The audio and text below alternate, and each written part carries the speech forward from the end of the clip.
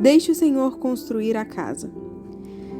Primeiramente, precisamos ter esperança na promessa de que Deus construirá a nossa casa, completar a visão que Ele colocou em nossos corações de produzir frutos duradouros, impactar pessoas e entrar na plenitude daquilo que Ele nos criou para sermos. Salmo 127, versículo 1 diz: Se não for o Senhor o construtor da casa, será inútil trabalhar na construção. Isso não implica que não haja trabalho a ser feito por nossa parte, mas sim que não ocupamos uma posição de liderança neste projeto. Deus é o arquiteto, o patrocinador, o dono, o mestre de obras, a equipe de construção e praticamente todo o resto. Nosso papel é sermos colaboradores de Deus enquanto Ele constrói a nós e a nossa visão. Existe um lugar de descanso onde entramos quando entendemos que Ele está construindo nossa casa. Se você achar que é você quem está construindo, acabará com medo e ansioso.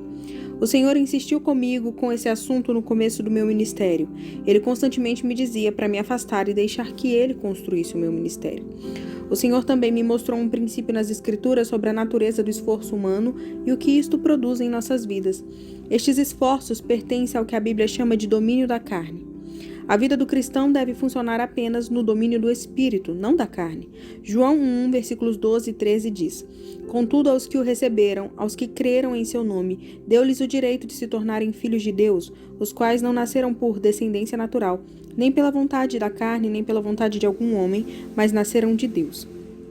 Jesus repete isso 2 capítulos depois em sua conversa com Nicodemos, onde ele explica o que significa nascer de novo.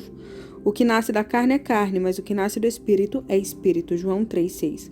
Da mesma forma, Paulo confronta a igreja de Gálatas sobre eles terem sucumbido às pressões dos mestres que insistiam que, para alguém ser considerado reto, deveria observar as leis religiosas judaicas juntamente com a fé em Jesus. O apóstolo diz que eles estão tentando adicionar obras da carne à obra do Espírito. Ele insistiu com eles assim como o Senhor insistiu comigo. Será que vocês são tão insensatos que, tendo começado pelo Espírito, querem agora se aperfeiçoar pelo esforço próprio? Gálatas 3,3. A versão da Bíblia Mensagem coloca desta forma: Permitam-me perguntar, como começou a nova vida de vocês? Foi resultado do esforço para agradar a Deus ou foi por terem aceitado a mensagem de Deus? Pretendem continuar com essa loucura? É preciso perder o juízo para pensar que é possível completar por esforço próprio aquilo que foi iniciado por Deus. Vocês não foram capazes o bastante para completar a obra de Deus. Acham que podem aperfeiçoá-la? Gálatas 3, 2 e 3, na versão A Mensagem. Aí está. Apenas pessoas loucas poderiam pensar que é possível completar por esforço próprio aquilo que foi iniciado por Deus. Mas é exatamente isto que fazemos quando cedemos à pressão de assumirmos a construção de nossas casas e tentamos fazer o que só Deus pode fazer acontecer. Vejo várias pessoas que cedem à vontade da carne e descobrem que medo e ansiedade geram mais medo e ansiedade. A carne dá à luz a carne, o que significa que no lugar de aliviar a pressão em suas vidas, ela a aumenta exponencialmente. Por quê? Porque quando se constrói a casa, torna-se também responsável por mantê-la. Se você abrir a porta, a responsabilidade de mantê-la aberta também será sua. Mas se Deus constrói a casa, é Ele quem a sustenta. Se Ele abre a porta, é Ele quem a mantém aberta. E isso é um trabalho que apenas Ele pode fazer. Muitas pessoas ficam sob pressão por tentarem manter aberta uma porta que Deus não abriu. Por isso, você deve assumir um compromisso racional dizendo: Senhor, é bom que o Senhor abra a porta, pois eu não vou abri-la. Quando o Senhor a abrir, eu entrarei por ela. Nós não nos levamos até lá. Quando começamos a lançar os álbuns do Jesus Country, a banda não era muito conhecida, não tinha muita expectativa, nem nossas, nem do público, então a pressão sobre esses álbuns era baixa. Tiveram pouca exposição na mídia, positiva ou negativa. Com o passar dos anos, as coisas aumentaram, assim como a pressão.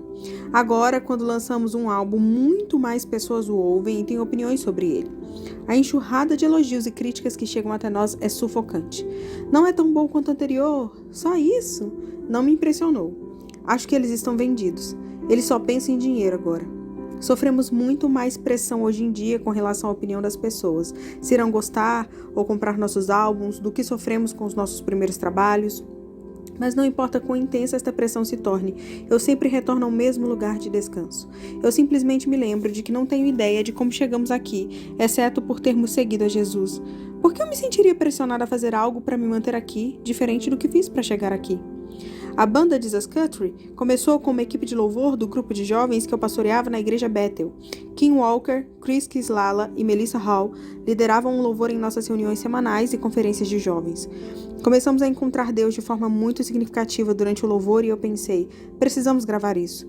Conseguiremos pôr isso em um CD para que mais pessoas encontrem a Deus da forma que estamos encontrando? Gravamos nosso primeiro CD em uma de nossas conferências. Algumas pessoas compraram o suficiente para nos encorajar a fazer de novo. Enquanto discutíamos o que deveria entrar no segundo álbum, um membro da equipe se aproximou com a ideia de gravarmos um DVD junto com o CD. Perguntei como faríamos isso e ele respondeu que precisaríamos apenas pedir algumas câmeras a alguns conhecidos. Então começamos a perguntar: Oi, alguém tem uma câmera? Uma pessoa disse, eu tenho uma XL. Outra pessoa tinha uma GL, outra tinha uma câmera antiga de transmissão. Juntamos as três e filmamos o DVD do nosso segundo álbum, We Cried Out. Pessoas nos perguntaram por que colocamos tantas músicas cover, regravações em nossos primeiros álbuns. Colocamos porque essas músicas moviam os nossos corações e levavam-nos a encontros com Deus. Não ligávamos para quem as tinham escritos.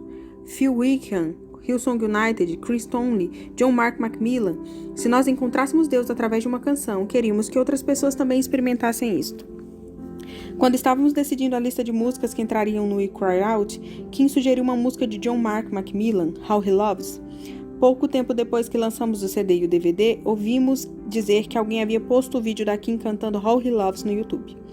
Não tinha sequer pensado em colocar nossa música no YouTube, pois nosso canal era mais para compartilhar vídeos caseiros naquela época, não a máquina de marketing global que é hoje. Algum tempo depois, alguém nos disse que How He Loves estava com 25 mil visualizações. Não acreditei. Aquele número me surpreendeu, mas ele acabou sendo o divisor de águas. How He Loves explodiu em todo lugar. Começamos a receber testemunhos de toda parte do mundo. As pessoas não conseguiam parar de chorar quando assistiam. Amigos que não eram cristãos viam o vídeo e entregavam suas vidas a Jesus. Pastores o mostravam às suas congregações como exemplo de como a adoração deveria ser. Era tocado em conferências de liderança. Nós não tivemos parte em nada disso. Nunca tivemos uma reunião de marketing sobre o álbum. Nem mesmo a ideia de colocá-lo online partiu de nós. Deus usou outra pessoa para postá-lo. Nós não sabíamos o que estávamos fazendo. Era Deus quem estava construindo a casa. Então, quando a pressão tenta entrar sorrateiramente para convencer-nos a tentar, por esforço próprio, adicionar algo ao que Deus fez e está fazendo, voltamos às nossas fundações. Nós não construímos isto e não precisamos nos sentir pressionados para nos mantermos onde Deus nos colocou. Não precisamos manter aberta a porta que Deus abriu. Se Deus quiser fechar a porta, Ele pode. Se Ele quiser abrir a porta, Ele pode. Há tanto descanso nesta posição. Sou fiel e apaixonado por fazer o que Deus me manda fazer, mas não tenho nenhuma dúvida sobre quem é o responsável pelo crescimento do Jesus Country. O momento em que eu começo a pensar que eu sou o responsável é o momento em que eu me afasto da minha verdadeira responsabilidade. Não é minha responsabilidade construir ou manter o Jesus Country. A minha responsabilidade é seguir a Jesus, mas onde quer que eu vá seguindo Jesus, é lá que quero estar. Contanto que eu descanse nos limites desta tarefa, estou confiante que não cederei às pressões do inimigo de me fazer lutar para construir a casa que Deus está construindo.